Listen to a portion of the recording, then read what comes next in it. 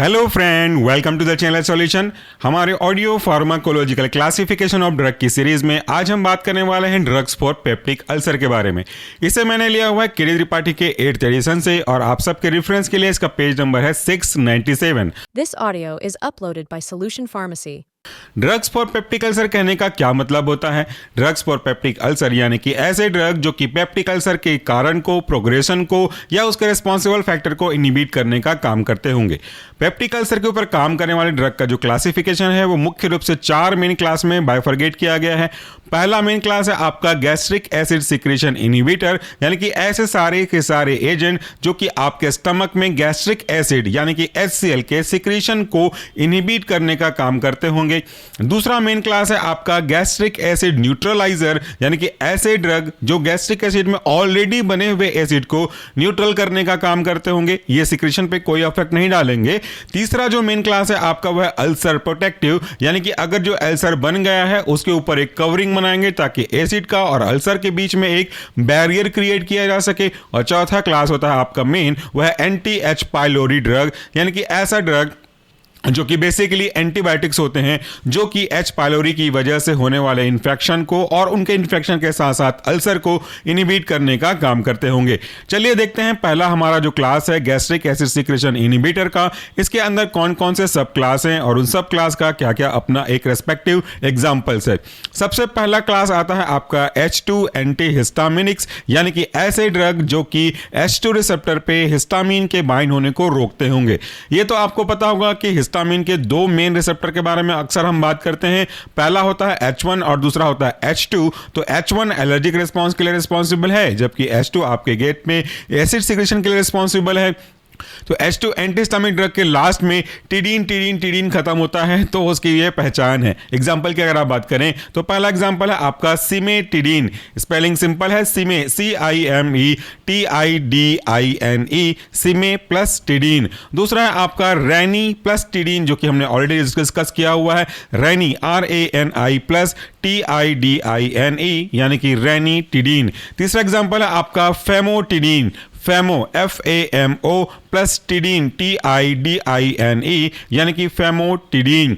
Next example है आपका रॉक्साटिडीन ROXATIDINE, रॉक्साटिडीन। और आखिरी एग्जांपल इस क्लास का वह आपका लाफुटिडीन LAFUTIDINE, लाफुटिडीन।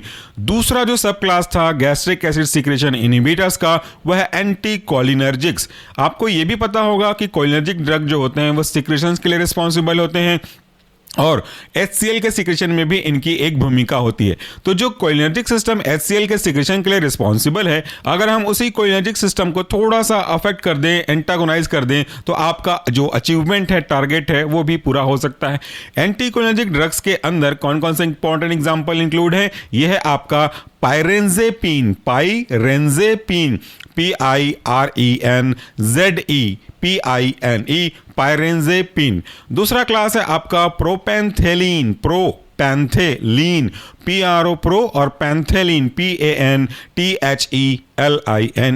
प्रोपेंथेलीन। नेक्स्ट एग्जांपल है आपका ऑक्सीफेनोनियम, OXY, फेनो PHENO और नियम NIUM, यानी कि ऑक्सीफेनोनियम। ये सारे आपके दूसरे सब क्लास के एग्जाम्पल हो गए। अब हमारा तीसरा जो सब क्लास है गैस्ट्रिक एसिड सिक्रेशन इनहिबिटर के अंदर वह आपका प्रोटॉन पंप इनहिबिटर, जो कि बहुत ही महत्वपूर्ण और बहुत ज़्यादा पूछा जाने वाला क्लास है।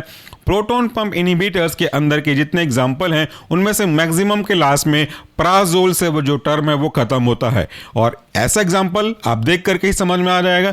एग्जाम्पल है omeprazole, OME plus prazole PRAZOLE, omeprazole. दूसरा है आपका esomeprazole, ESO plus meprazole MEPRAZOLE, esomeprazole. Next example है आपका pantoprazole, PANTO plus prazole PRAZOLE, pantoprazole.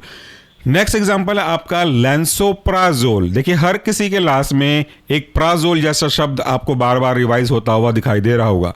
Lansoprazole का स्पेलिंग है लैंसो LANSO plus prazole PRAZOLE lansoprazole. Next example है आपका राबेप्राजोल। राबे RABE प्लस सेम है प्राजोल PRAZOLE। नेक्स्ट एग्जांपल है आपका डेक्सारबेप्राजोल। डेक्सारबे DEXRABE plus PRAZOLE। Next example है आपका इलाप्राजोल ILAPRAZOLE इलाप्राजोल। नेक्स्ट सब क्लास, आखिरी सब class under the gastric acid secretion inhibitor, यह है आपका प्रोस्टाग्लैंडिन एनालॉग्स। ये भी कई बार पूछा गया है। इसका इकलौता एग्जांपल है मीजोप्रोस्टोल।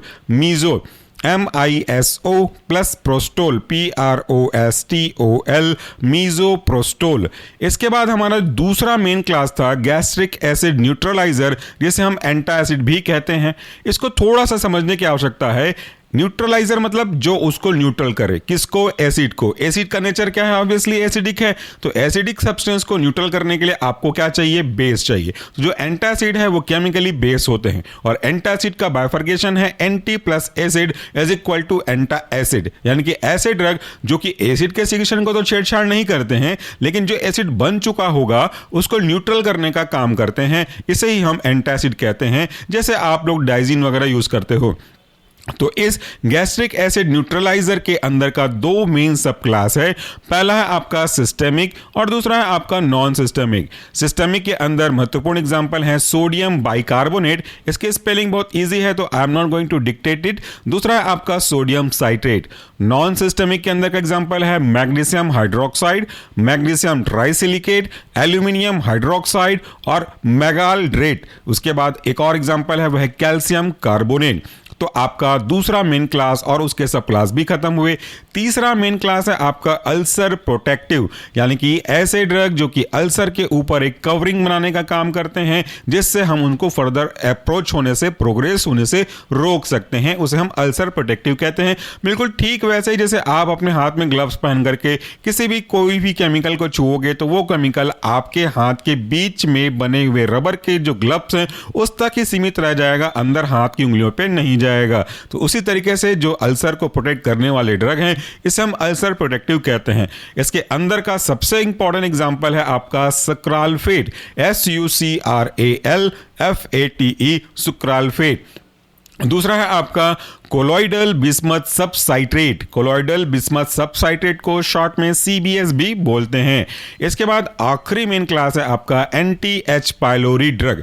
एंटी एच पाइलोरी यानी कि एंटी हेलिकोबैक्टर पाइलोरी, ये एक बैक्टीरिया है और बैक्टीरिया की वजह से भी अल्सर होता है। तो अगर हम बैक्टीरिया को खत्म करना चाहते हैं तो डेफिनेटली हमको एंटीबायोटिक्स यूज करना पड़ेगा। तो इस क्लास में आपको मैक्सिमम एंटीबायोटिक्स ही दिखाई देंगे, जैसे एमॉक्सिसिलिन। स्पेलिंग भी सिंपल है AMOXICILLIN एमॉक्सिसिलिन। दूसरा है आपका क्लेरिथ्रोमाइसिन। क्लेरिथ्रो CLARITHRO clarithromycin MYCIN।